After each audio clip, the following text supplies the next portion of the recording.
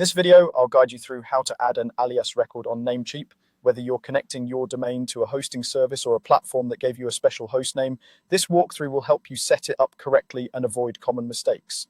Let's start from your Namecheap account dashboard. Once you're logged in, you'll land on the main area where you can see your account details and services. From here, look for the section called Domain List. This is where all the domains you own in Namecheap are displayed. Find the domain you want to work with, then look to the right side of that row and click the Manage button.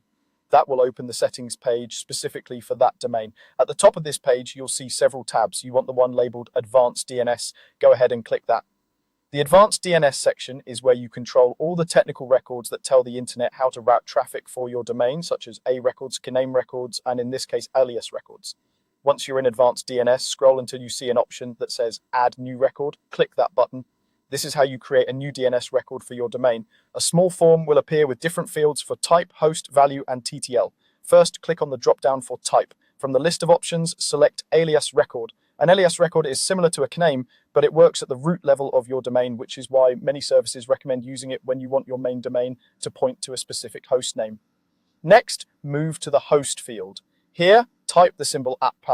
In Namecheap, the @ symbol is a shortcut that represents your root domain. So instead of typing the full domain name, using tells Namecheap that this record should apply to the main version of your site without anything before it.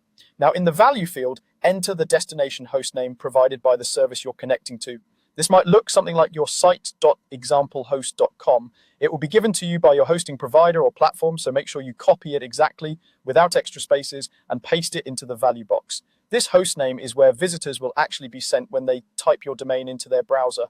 For TTL or time to live, you'll see a drop-down. Leave it set to automatic, which is typically around 30 minutes. This controls how long other servers cache the record before checking for updates. Automatic is a good balance between quick updates and stable performance, so you don't need to change anything here unless you have a specific reason. Once all the fields look correct, look for the green checkmark icon on the right side of the record line.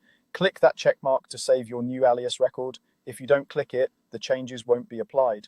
After saving, your record should appear in the list of DNS records for your domain. Keep in mind that DNS changes can take some time to propagate across the internet, often up to a few hours. During that period, some visitors might still see the old settings. And that's all you need to do. You've successfully added an alias record on Namecheap, pointing your root domain to the destination hostname provided by your service.